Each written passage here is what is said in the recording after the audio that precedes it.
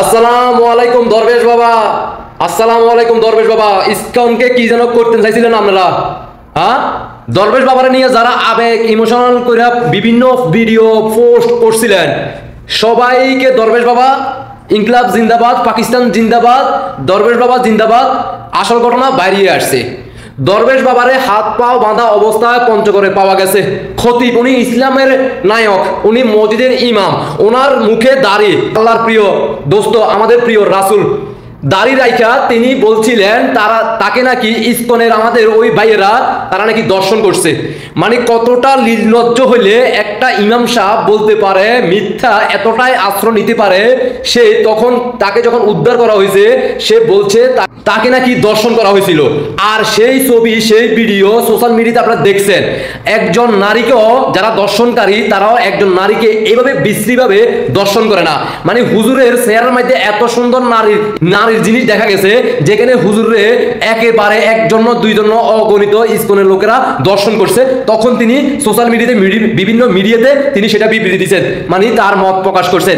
আর সেইটাকে কাজে লাগিয়ে সারা বাংলাদেশে ইসকনদেরকে এই বাংলা থেকে উচ্ছেদ করে দিবে, তাদের বাড়িঘর লুটপাট ভাঙচুর করে ফেলবে। কারণ তিনি 5 আগস্টের পর থেকে যে হিন্দুদের পরিবারের উপরে নারী দর্শন থেকে শুরু করে শিশু দর্শন থেকে শুরু করে একের পর এক ঘটনা ঘটতেছে, তারা এটাতে এতটাই খুশি হয় নাই, মানে তাদের স্বপ্ন এখনো পূরণ হয় নাই। আর অবশেষে তিনি এত সুন্দর দাড়ি রাখা তিনি বলছে তাকে নাকি বলৎকার করা হয়েছে। মানে তারা 5 আগস্টের পূর্বে এবং কি পরবর্তীতে মসজিদ মাদ্রাসায় ছোট্ট ছোট্ট বাচ্চাদেরকে বলৎকার করতেছে, সেটাকে দাপা চাপা দেওয়ার জন্য এইবার ইসকনের উপরে দোষ চাপানোর জন্য তিনি নিজেকে বলতেছে যে আমাকে ইসকনের লোকেরা দর্শন করছে। কিন্তু ঘটনাটা ঘটে গেছে। এখন পুলিশের বয়ানে, পুলিশের তথ্য প্রযুক্তি কাজে লাগিয়ে সিসিটিভি ফুটেজের সকল কিছু নিয়ে আসার পর এখন দরবেশ বাবা তো কট খাইয়ে গেছে।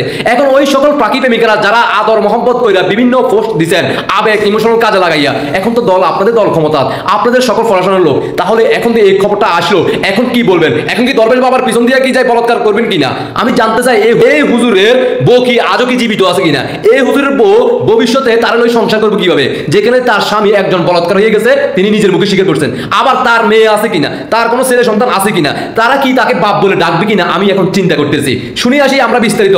আপনারা তো আবার বিশ্বাস করেন না, টেলিভিশনের নিউজে আপনাদেরকে দেখানোর পরবর্তীতে আপনারা বিশ্বাস করবেন। আপনারা তো হচ্ছেন পাখি প্রেমিক এবং কি রাজাকার বংশের জিন্নেদের সন্তান। তাহলে শুনতে থাকেন। গাজীপুরের টঙ্গীর টিএনডি কলোনি জামে মসজিদের খতিব ও পেশ ইমাম মোহাম্মদ মহিবুল্লাহ মিয়াজুকে নিরাপত্তা হেফাজতে নিয়েছে পুলিশ। সোমবার রাতে টঙ্গী পূর্ব থানা পুলিশ হেফাজতে নেওয়া হয়। বিষয়টি নিশ্চিত করেন গাজীপুর মেট্রোপলিটন পুলিশের ভারপ্রাপ্ত কমিশনার মোহাম্মদ শাহিদুল হাসান।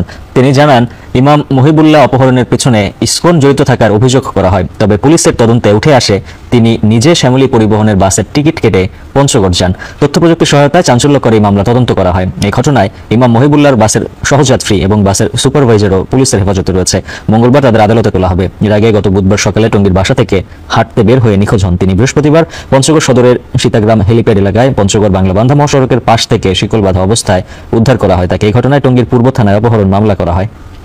নিজে টিকিট কেটে গেছে, আমাদের কাছে সব প্রমাণ ছিল যে উনি যেন অস্বীকার করতে না পারে, জন্য উনি যার সাথে বাসে বসে গেছে ওই লোকরা আমরা এনে রাখছি, আবার বাসে সুপারভাইজারকে এনে রাখছি। আমরা তো তথ্য প্রযুক্তির ব্যবহার করে যে শ্যামলী পরিবহনের গাড়িতে গেছে ওটা টিকিটে হুজুরের মোবাইল নাম্বার ঠিকানা সব নিয়ে এখন ওই যে হুজুর সব বলে দিচ্ছে আমাদেরকে।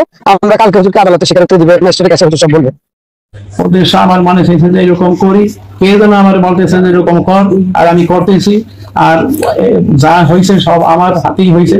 সত্যিকার অর্থে যে বিবেক কাজে খাটানো, এইটা তখন কোনো বিবেকের কোনো কাজ, বিবেক তখন আমার মাথার ভিতরে যেরকম ভাবে আইছে ওইরকম আমি করছি। আমার যা হয়েছে প্রথম থেকে নিয়ে শেষ পর্যন্ত এইটা আমি বলে দিছি।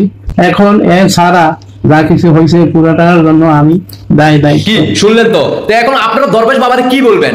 আমাদের কিন্তু ফাঁকি প্রেমিক সেলিব্রিটি যারা ছিল না, যারা জুলাই আন্দোলন গড়াইছিল, মাননীয় প্রধানমন্ত্রী শেখ হাসিনাকে বাংলাদেশ থেকে চলে যাওয়ার জন্য বাধ্য করছিল, তারা কিন্তু অগণিতভাবে পোস্ট করছে, হায় আল্লাহ হায় আল্লাহ, আসিফ নজরুলের মতো আমাদের মহিবুল্লাহকে, দরবেশ বাবাকে নিয়ে গেছে, তারা দর্শন করছে।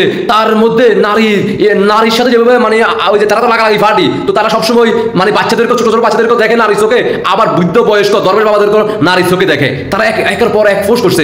এখন ওই সকল সেলিব্রিটি জিন্নাতের বংশের সন্তানেরা যারা বিভিন্ন বড় বড় সেলিব্রিটি আপনারা ইতিমধ্যে জানেন, তাদেরকে চেনেন, প্রচুর পোস্ট করছিল। এখন তারা পোস্ট করে না কেন? তাদের মা কি আসেনি জীবিত, নাকি তাদের বাপ মা সব পাকিস্তানে চলে গেছে? আমরা জানতে চাই। ধন্যবাদ। আপনাদের ব্যক্তিগত মতামত অবশ্যই কমেন্টে জানিয়ে যাবেন। জয় বাংলা সৈনিকেরা সর্বোচ্চ শেয়ার করবেন এই জিন্নাতের বংশের সন্তানদেরকে, এই পাখি প্রেমিকদেরকে, যারা আল্লাহর রাসূল এবং প্রিয় নবীকে ব্যবহার করে, কোরআন হাদিস ব্যবহার করে, ইসলামের ধর্মকে ব্যবহার করে একের পর এক আমাদের ইসলাম ধর্মকে মানে কলঙ্কিত করতেছে। বিশ্বের বুকে ইসলামকে তারা বিভিন্নভাবে বিকৃতভাবে তারা ব্যবহার করতেছে। তাদের এই বাংলার মাটি থেকে বিদায় করতে হবে, যদি আপনি একজন সত্যিকারের মুসলমান হয়ে থাকেন। আর যদি আপনি নিজেকে ইসলাম ধর্মকে ব্যবহার করে আপনি নিজেও ব্যবসা করতে চান, তাহলে আর কিছু বলার নাই। আশা করি বুঝতে পারছেন। দেশবাসীকে দেখার সুযোগ করে দিবেন। আপনাদের ব্যক্তিগত মতামত অবশ্যই কমেন্টে জানিয়ে যাবেন। আল্লাহ হাফেজ।